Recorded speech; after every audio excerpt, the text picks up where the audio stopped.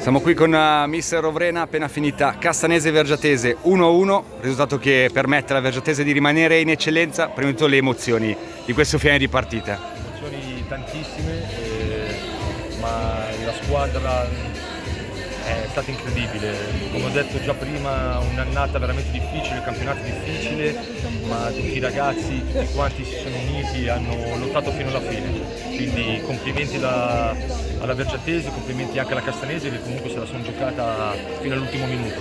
Quindi questo fa bene al calcio, sono le partite vere, sono partite giuste. Una parità vinta pareggiata, ecco, una promozione guadagnata nel finale. Ancora un colpo di testa, ancora un difensore centrale. 2004. Esatto, si vede che non mollate praticamente mai. No, è incolmabile, i ragazzi sono stati veramente incredibili. Ma la partita l'abbiamo anche vinta all'andata, sempre con un gol di testa del 2003, quindi 2003-2004 hanno fatto gol e ci hanno permesso di rimanere in eccellenza, quindi è una cosa incredibile. Prossima stagione? Spazi ai giovani. Spazi ai giovani. Bocca al lupo per tutte. Grazie.